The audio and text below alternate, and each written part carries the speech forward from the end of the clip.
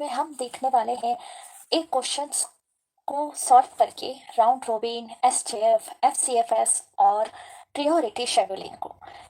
इस क्वेश्चंस को सॉल्व करने से आप इन चारों शेड्यूलिंग को बेहतर तरीके से समझ पाओगे और साथ ही किस शेड्यूलिंग में एवरेज टाइम और टर्न अराउंड टाइम एवरेज के हिसाब से देखें तो क्या डिफरेंस आता है ये भी समझना आसान होगा।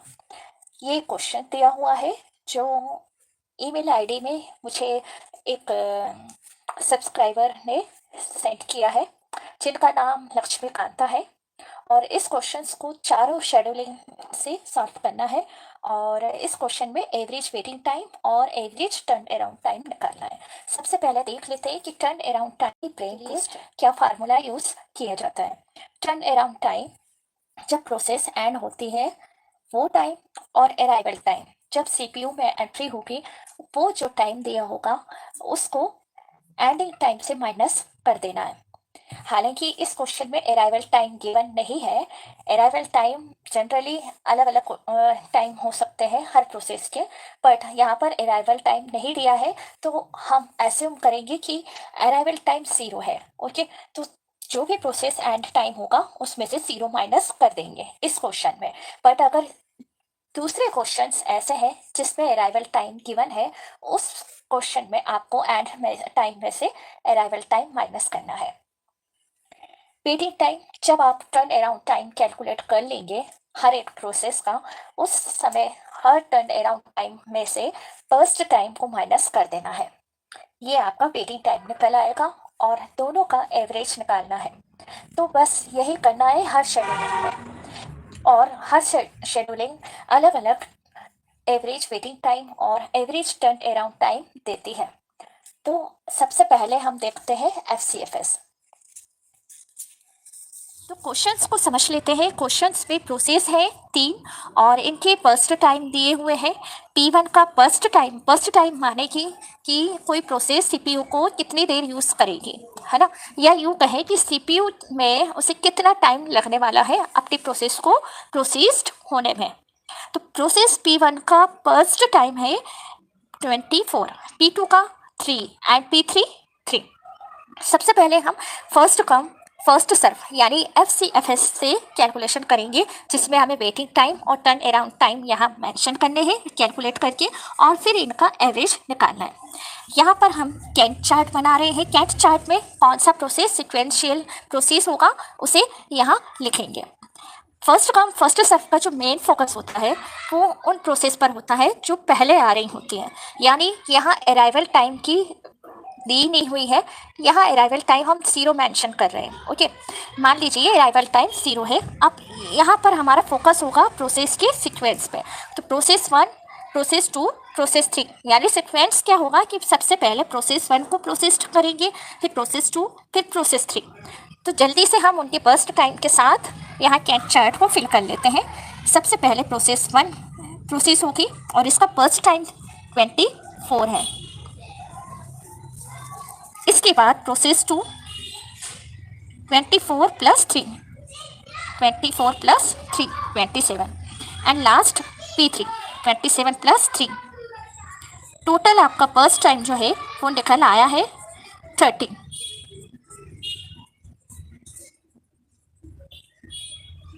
ओके, टोटल बर्स्ट टाइम जो है आपका 13 है। अब हम वेटिंग टाइम और टर्न अराउंड टाइम कैसे फाइंड आउट करेंगे कैंट चार्ट की हेल्प से। एफसीएफएस में वेटिंग टाइम और टर्न अराउंड टाइम देखना काफ़ी ईजी है। ओके, अगर हमारे पास अराइवल टाइम 0 है तो हम टर्न अराउंड टाइम काफ़ी ईजी तरीके से निकाल सकते हैं। वेटिंग टाइम भी कठिन नहीं है। तो सबसे पहले वेटिंग टाइम है। वेटिंग टाइम यानी कि किसी प्रोसेस को सीपीयू में आने के लिए कितना वेट करना पड़ा। प्रोसेस 1 को कितना वेट करना रहा 0। ये पिछला वाला जो वैल्यू होगा वो वेटिंग को शो करेगा। ओके, प्रोसेस 1 का प्रीवियस जो टाइम है ये वेटिंग टाइम है यानी सीपीयू की एंट्री। वेटिंग टाइम देखें तो 0 सेकेंड उसे वेट करना रहा। प्रोसेस 2 24 आया कब था ये 0 में, 24 माइनस 0। अराइवल टाइम जो है यहाँ पर 0 मेंशन किया है। अराइवल टाइम 0 हमने एज्यूम कर लिया है। वैसे अगर हम प्रैक्टिकली देखें तो कभी भी अराइवल टाइम जो है हर प्रोसेस का एक जैसा नहीं हो पाता, बट कभी कभी ऐसा होता है। बट जनरली जीरो हम यहाँ क्वेश्चंस को सॉल्व करने में मेंशन कर लेते हैं, अस्यूम कर लेते हैं। ओके, तो यहाँ पर प्रोसेस वन का वेटिंग टाइम जीरो है, जीरो तक कोई भी प्रोसेस एंट्री नहीं कर रही थी। प्रोसेस वन आया 0 सेकेंड, 0 सेकेंड का टाइम लगा। जैसे ही 24 सेकेंड हुआ उसके बाद P2 की एंट्री हुई, यानी P2 को कितना टाइम लगा, 24 सेकेंड। एंड P3 के लिए 27। ओके, प्रीवियस देखना है। P1 के लिए 0, P2 के लिए 24 और एंड P3 के लिए 27। टर्न अराउंड टाइम, यानी कि यहाँ पर जो वैल्यू होगी, प्रोसेस कब कंप्लीट हुई थी, कितनी देर तक वो सीपीयू को एग्जीक्यूट कर रही थी, कब उसका एंड टाइम आया। तो यहाँ पर एंड टाइम आता है कि अराइवल कब था और एंड कब हुआ। तो अराइवल जो है सबका 0 है, एंडिंग जो है 24 हुई है P1 की, यानी पूरा टाइम एग्जीक्यूट हुआ है। ओके, P2 का 27, P3 का 30। यहाँ अराइवल टाइम जो है 0 एस्यूम है, इसलिए हमने डायरेक्टली यहाँ से निकाल लिया, अदरवाइज आप माइनस करते हुए चलते हैं।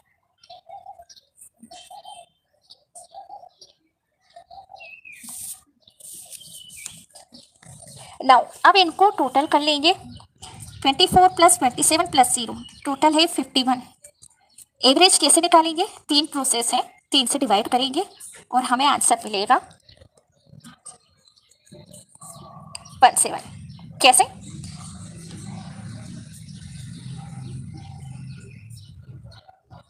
ओके। एंड यहाँ पर आपका टोटल आएगा 81, 3 से डिवाइड करेंगे, आंसर आपका आएगा 27।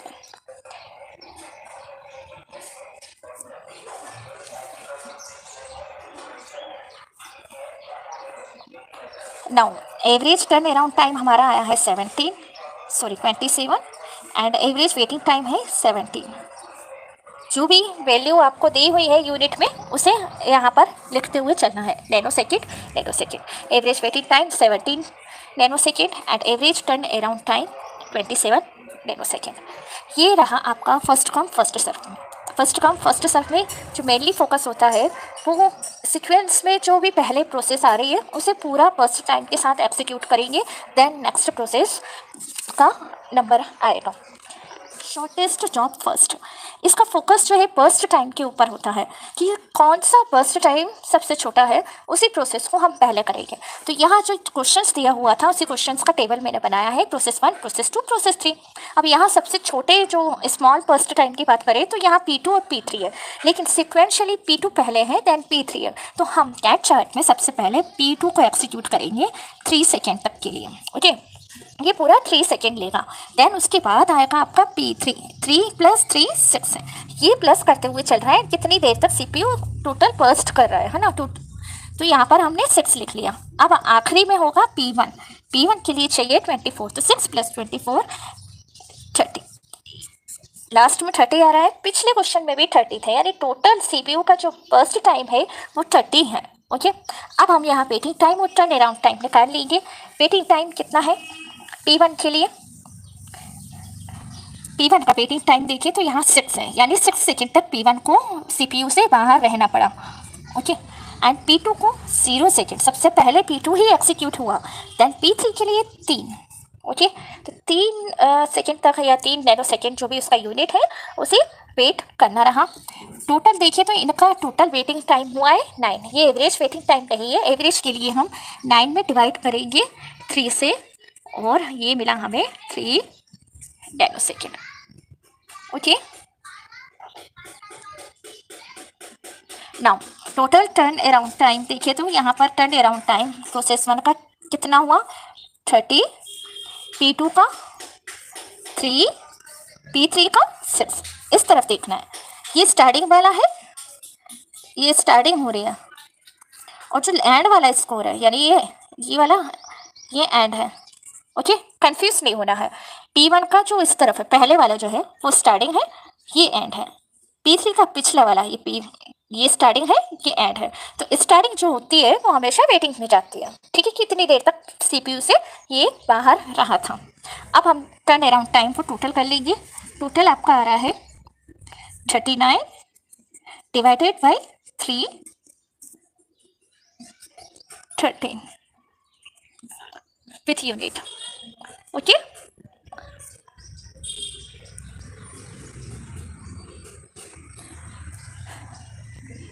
पिछले वीडियो में पिछले शेड्यूलिंग में जो आंसर आपका आया था average turn around time FCFS से 27 था। यहाँ पर turn around time 13 nano second है। वेटिंग 17 थी, यहाँ सबसे कम वेटिंग देखने को मिली है 3। ओके, तो यहाँ आप डिफरेंस समझ पा रहे होंगे कि दोनों में कितना डिफरेंस है।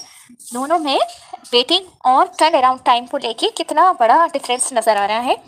जहाँ आप फर्स्ट सर में सबसे ज़्यादा वेटिंग टाइम निकल के आ रहा है एवरेज में, वहीं सबसे कम एवरेज वेटिंग टाइम जो है आपको SJF में मिल रहा है। वहीं अगर हम टेबल को देखें ध्यान से तो यहाँ टेबल भी आपको नजर आएगी कि प्रोसेस 1 का वेटिंग टाइम 0 था, ठीक है, लेकिन प्रोसेस 2 का 24, प्रोसेस 3 का 27 था।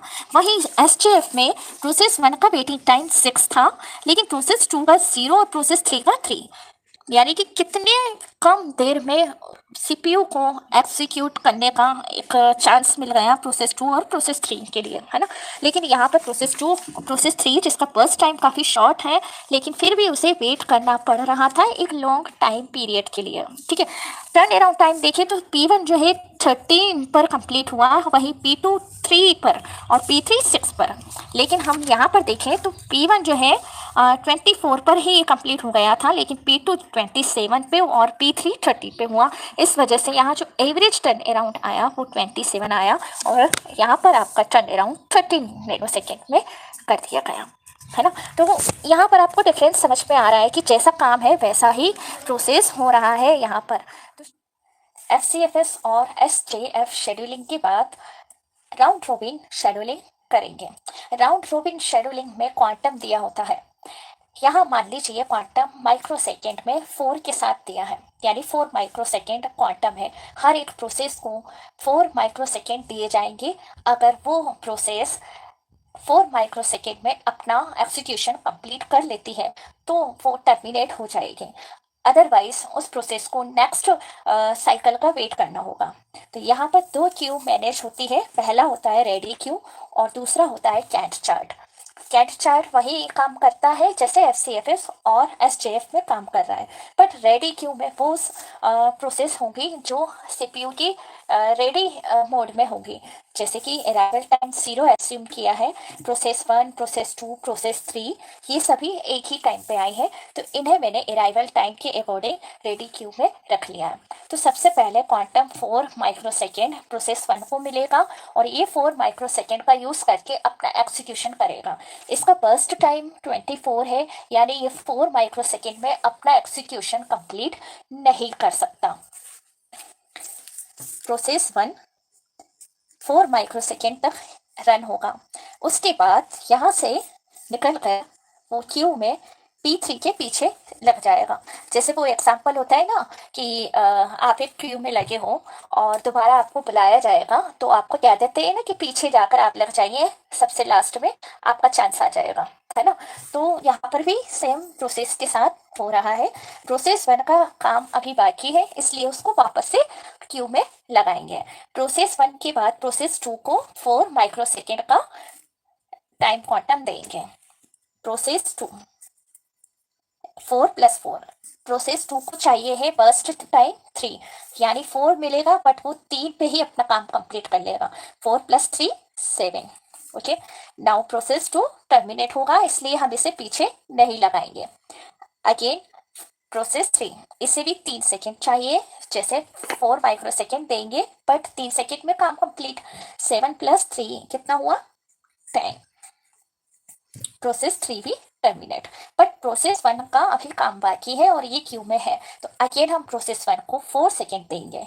तो अगेन 4 सेकेंड देने पर ये फिर से 10 + 4 14 हो जाएगा। बट आप देखोगे कि नेक्स्ट अब कोई प्रोसेस रेडी क्यू में नहीं आएगी, सिर्फ प्रोसेस 1 ही है जिसे कंप्लीट करना रह गया है। तो फिर वो 4 क्वांटम, फिर 4 क्वांटम इसको डिस्ट्रीब्यूट होंगे, तो टोटली 24 एक बार में जब 4 सेकेंड मिले हैं, 4 माइक्रो सेकेंड मिले, तो 20 का काम रह जाएगा और ये कंप्लीट हो जाएंगी दोनों। तो 20 जो है डायरेक्टली हम लिख सकते हैं, तो 10 + 20 आपका हो गया 30 प्रोसेस 1 कंप्लीट का, ठीक है। अब इसे हम लिख लेते हैं वेटिंग टाइम और टर्न अराउंड टाइम। फार्मूला आपको याद ही है, शुरुआत में बताया था। Turn around time, process and time minus arrival time. Arrival time यहाँ 0 है, बट प्रोसेस का एंड टाइम क्या है, प्रोसेस 1 30, प्रोसेस 1 की एंडिंग 30 सेकेंड पे हुई है, अराइवल टाइम 0 था, 30 माइनस 0। प्रोसेस 2 की एंडिंग 10 पे हुई है, बट अराइवल टाइम प्रोसेस 2 7 पे हुआ है एंड प्रोसेस 3 10 पर हुआ है। ओके, प्रोसेस 1 30 पर एंड हुआ है, प्रोसेस 2 7 पर एंड हुआ है एंड प्रोसेस 3 10 पर एंड हुआ है। ओके, अब वेटिंग टाइम कैलकुलेट करेंगे टर्न अराउंड टाइम में से बर्स्ट टाइम माइनस करके। ये होगा आपका 6, 7 माइनस 3 4, 10 माइनस 3 7, टोटल निकाल के हम इनका एवरेज यहाँ लिख देंगे। वेटिंग टाइम टोटल हो रहा है 17, 17 में से डिवाइड करेंगे 3 से, एवरेज आपके निकल के आएंगे 5.6। टर्न अराउंड टोटल होगा आपका 47, डिवाइड करेंगे 3 से, टोटल आएगा आपका 15.6।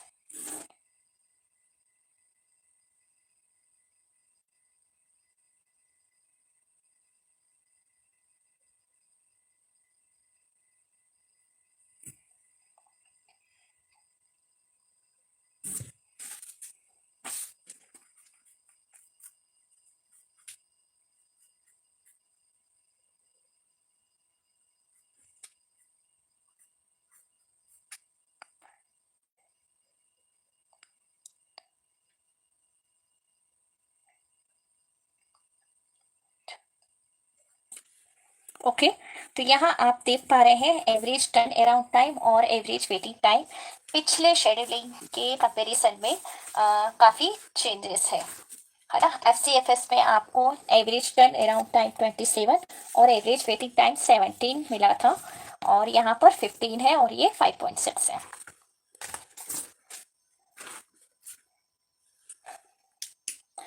तो यहाँ आपको इसका आंसर लिख देना है।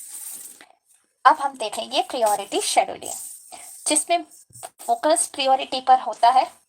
जो हाईएस्ट प्रायोरिटी होगी उसे सबसे पहले प्रोसेस करते हैं।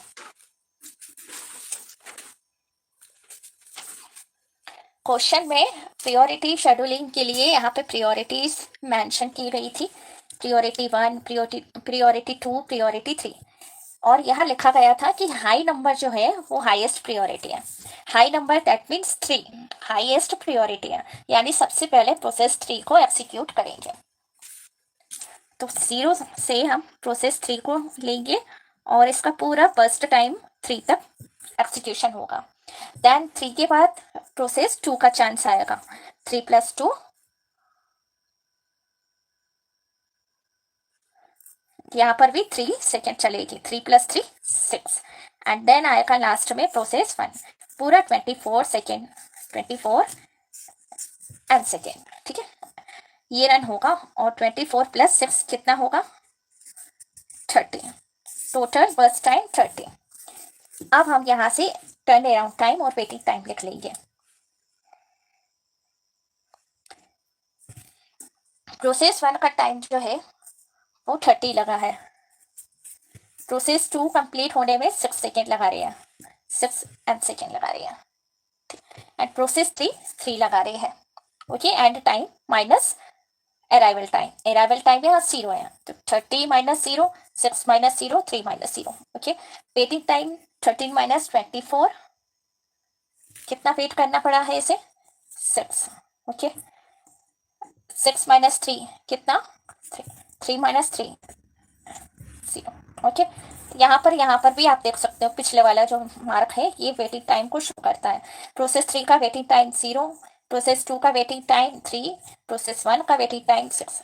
देख पा रहे हो आप, डायरेक्टली हम कैट चार्ट से इस टेबल को फिल कर सकते हैं। अब हम एवरेज निकाल लेंगे टोटल करके, टोटल टर्न अराउंड टाइम और total waiting time. Total turn around time आएगा 39, जिसे हम 3 से डिवाइड करेंगे, और 3 से डिवाइड करने पर मिलेगा हमें जो भी आपका साइन दिया हुआ है यूनिट उसे लिख देना है, NS है या MS है, ठीक है। Waiting time total 6 + 3 9 divided by 3 3। Okay, तो यहाँ आपको चेंजेस देखने को मिल रहा है। Average waiting time round robin के कंपैरिजन में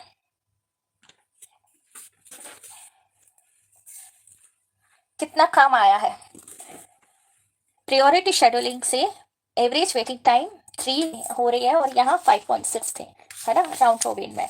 और टर्न अराउंड टाइम एवरेज में 15.6 था और यहाँ पर टर्न अराउंड 30। तो कभी कभी प्रायोरिटी शेड्यूलिंग में आपको देखने को मिलेगा कि एवरेज वेटिंग टाइम और टर्न अराउंड टाइम काफ़ी रेड्यूस हो जाते हैं और कभी कभी राउंड रॉबिन इस तरह से आंसर देता है या जो भी प्रोसेस है उसे शेड्यूल करता है।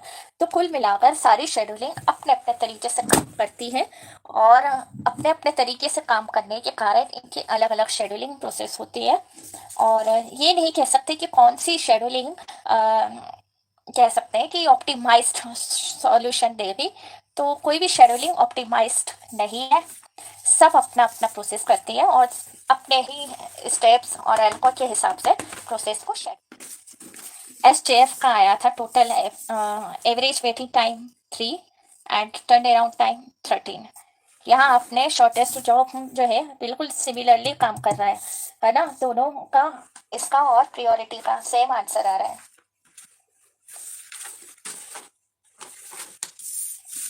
ये देखिए,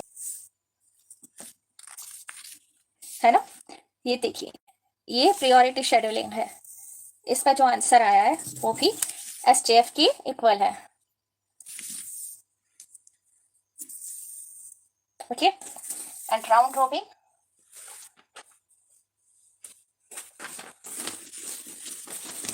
इसका आंसर डिफरेंट आया है, 55.6 राउंड रॉबिन का। आई होप आपको क्वेश्चन से समझ आ गया होगा कि किस तरह से शेड्यूलिंग को परफॉर्म करना है। और क्वेश्चंस हमेशा आते हैं, चाहे कॉम्पिटिशन एग्जाम की बात करूं या फिर आपके यूनिवर्सिटी लेवल एग्जाम के, इसलिए आपको क्वेश्चन सॉल्व करना आना चाहिए। आई होप आपको ये वीडियो समझ में आया होगा और किस तरह से इस न्यूमेरिकल को सॉल्व किया है। नेक्स्ट वीडियो में हम अराइवल टाइम के साथ दिए हुए प्रॉब्लम को सॉल्व करेंगे, सारी शेड्यूलिंग परफॉर्म करके। ओके, अगर अभी तक आपने चैनल को सब्सक्राइब नहीं किया है तो अभी सब्सक्राइब करें। Thank you very much.